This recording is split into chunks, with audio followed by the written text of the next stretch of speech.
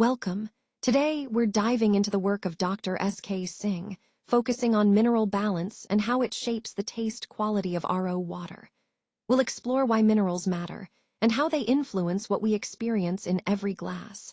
Let's get started. Let's start by looking at why mineral balance really matters in reverse osmosis water. RO systems remove almost all dissolved salts and contaminants, leaving water that's incredibly pure, but also very low in minerals. This changes how the water tastes, feels in your mouth, and even how it buffers acidity. Science tells us that minerals play a big role in taste, though our main nutrition comes from food, not water alone. Today, we'll explore mineral balance, taste, health, engineering, and regulations, using real examples to guide us. Let's talk about what happens to minerals during reverse osmosis, or RO, treatment. RO reduces calcium, magnesium, and bicarbonate levels, which lowers water hardness and alkalinity. This change can affect both the taste of the water and how it interacts with pipes, sometimes influencing corrosion. For example, borewell water with a hardness of 280 milligrams per liter drops to less than 10 after RO, creating much softer water with a noticeably different taste. Essentially, RO strips out most dissolved ions, both the unwanted contaminants and the natural minerals we're used to. When it comes to taste, it's not about just one mineral, it's about the balance between them all. Too few minerals, and the flavor feels flat, lacking complexity. Too many, and it can turn unpleasant, even bitter or salty. For example, water with moderate calcium and magnesium levels, say, between 40 and 80 milligrams per liter of calcium, and 10 to 30 of magnesium, tends to taste fresher and more enjoyable than pure, mineral-free water. Each mineral plays a role. Calcium adds a mild, fresh note. Magnesium can bring slight bitterness if too high. Sodium offers a touch of sweetness at low levels, but turns salty when excessive. Potassium and sulfate can also add bitterness when concentrated, while bicarbonate smooths things out. It's this delicate balance that shapes what we taste. Taste preference for water varies a lot, from person to person, and from place to place. There's no single ideal level of dissolved solids that everyone agrees on, as long as the water meets safety standards. For example, many people prefer water with a total dissolved solids level between 80 and 120 milligrams per liter. That's often achieved by adding minerals back to purified water. Below 50 milligrams per liter, water can taste flat or bland. Between 50 and 150, it's light and clean. Higher levels bring stronger mineral flavors, which some like, but too much can be off-putting. So taste is personal, and TDS is just one piece of the puzzle. Let's talk about minerals in reverse osmosis water and what that means for our health.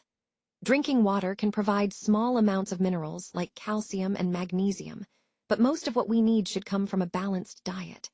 Water with very low mineral content is generally safe, as long as our overall nutrition is solid. Some people with specific health conditions might need tailored advice from their doctors. The World Health Organization agrees water can help, but it's not meant to be our main source of essential nutrients. For example, drinking 2 liters of remineralized RO water might give you about 40 milligrams of calcium, which helps, but it's still much less than what you get from food. After reverse osmosis, water is stripped of most minerals, which can affect taste and stability. To fix this, many systems add minerals back in a controlled way. Common methods include using calcite or dolomite media, or adding food-grade calcium and magnesium salts. Sometimes, controlled blending is used where allowed. This step improves taste, balances pH, reduces corrosion, and makes the water more appealing to consumers. For example, water might pass through a calcite filter to boost calcium and stabilize pH before bottling. When it comes to quality, sensory evaluation plays a key role. Trained panels assess taste, odor, appearance, mouthfeel, and overall acceptability, all the things we notice without thinking.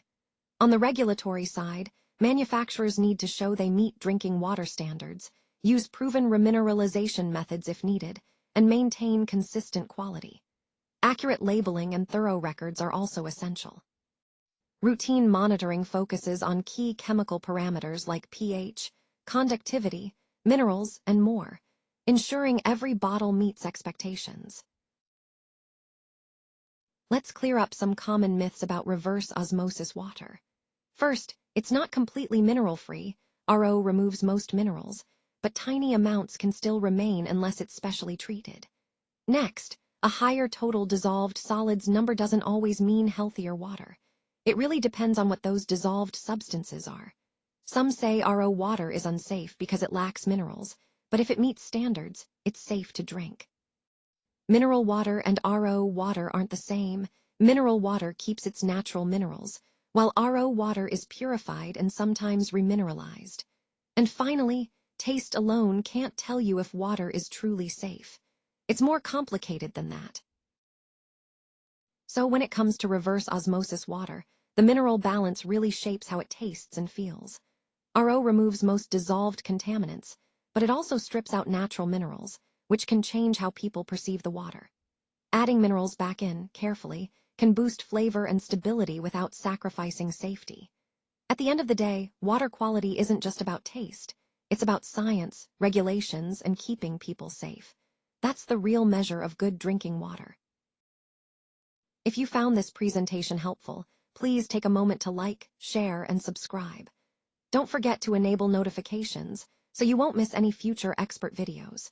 We'll be diving deeper into topics like reverse osmosis technology, drinking water chemistry, mineral balance, and much more. Together, we can explore water quality, food safety, environmental engineering, and the standards that keep us all safe and informed. Thanks for being part of this journey. Thank you for joining me today. If you need any more support or have questions, please don't hesitate to reach out. I appreciate your time and attention, and I look forward to continuing the conversation. Take care.